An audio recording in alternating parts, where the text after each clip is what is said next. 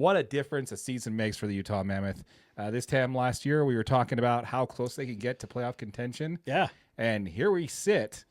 The team is at 60 points, 28, 21, and 4 record, and top of the wild card spot in the West with an 8-1-1 in their last 10. Yeah. Only the Lightning have a better last 10 record than your Utah Mammoth, man. What is going on with the boys there? Well, I mean, this team looks amazing. I mean, really, and it's crazy because over this stretch, they've really been playing, like these last 10 games, they've been playing some of their best hockey that we've seen since they've come to Utah, which has been really refreshing. You can tell the energy in the arena is just exciting. And it's crazy because through this massive stretch, they're missing one person. Right. Yeah. Yeah. I mean, Logan Cooley's been out, right? So he's obviously been sidelined since December 5th. He had a lower body injury. He's missed roughly 21 games as of now. And with all that being said, you just wouldn't think this team would be on the run that they are, missing one of their young star players. So it's been really interesting to just watch how, Coach Tourigny's been moving players in, moving players out. And it's been really fun to watch. Really fun to watch. Yeah, I'd have to agree with you there. There's an article by Jaxon Wynder on KSL there. They're talking about a Cooley-sized problem. Basically, what this article is stating here is that stating that the team right now is operating so hot. Would it be a problem to bring Cooley back in when he's ready back coming from injury? Yeah. So when it comes to that, there, I mean, obviously the article states a few things. The first one is that they are 9-2-1 since they started the year. Currently, as it sits right now, as of January 1st. Yeah. Right. The Mammoth are 9-2-1 to start the year. But I think the stat that's more telling about this is going to be the record since Cooley went down. Yeah. Right. Do you have that number? Yeah. Since Cooley's injury, Utah is 14-9-1 overall and 9-2-1 since the start of the new year. Yeah. So for me, that kind of tells the whole story. That just tells me we got some smart moves by Coach Tourigny to really turn things around. By the way, I've heard the G be silent in his name, Tourigny.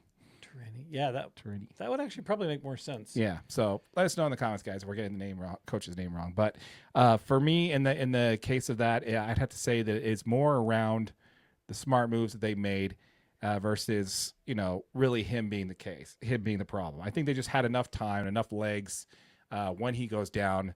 That because again, that's technically a losing record out of the gate in December once he went down on December 5th. Yeah, they lost more games than they won. Yeah. Right. And now since the beginning of January is where they really turned it around with that 9-2-1. And all of a sudden they're just making it happen. Yeah. So I don't necessarily say that I think it's just a proof that it takes a minute when one of your star players goes down to really kind of get back in the saddle and get some options going. So, but anyway, the main thing that this article brings up is whether or not it's a problem to figure out a way to get Cooley back in the lineup and if it's going to mess with the chemistry. What's your take on that? When you have a player as talented as Logan Cooley, the answer is just always no. You know what I mean? You put him in wherever you think he fits in. You let him get out there. I mean, I think you kind of ease him in just because, like, it's such a physical sport. It is so, taxing. And I think you just ease him back into play. And then you put him out there wherever he just continues to fit in, really. Yeah. It's just, I don't necessarily, like I said, I think that Coach Tourigny really has this whole next man up mentality working for this team. It's really about having the right coach and the right coaching staff in place to really kind of drive that kind of mentality home.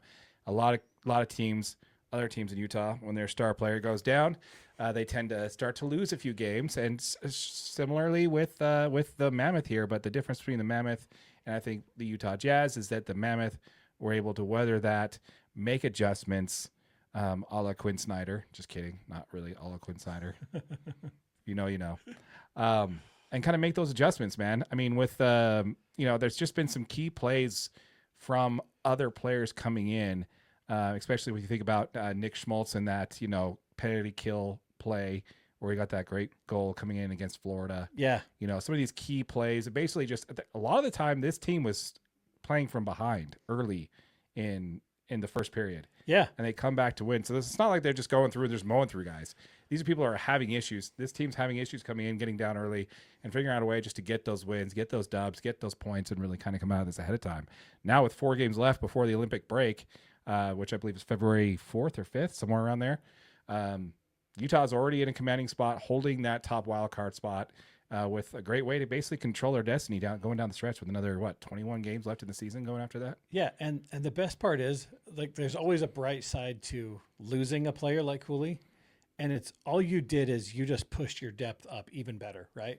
Now you've got guys that have seen ice time, that have been out there, can contribute when they're called upon. Like, it just shows you the Utah Mammoth is in such a better position to continue to compete deep into the postseason because we did have an injury and we fought through it and we continued to push and win games and figure out how to win games.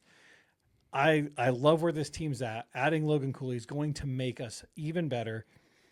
And I think that they're in such a good place because of this injury and the depth that they've seen that they now have. Yeah. I just think those keys adjustments, man, are going to be what's going to help this team. I think bringing Cooley back in, just like you said, is going to make all the difference. It's going to be like having an acquisition, right, with a third of the season left, less than a third of the season left. Yeah. It's going to be like having a player acquisition, which is always nice. Yeah, I'm looking forward to it, man. Like I said, they're in a position where they're going to be, right now, they're like, 4 or 5 points up right now? 3 to 4 points up. Yeah, they actually have a decent lead for that wild card spot. Yeah. I mean, everybody behind them it's like a 4-way tie right now. Yeah.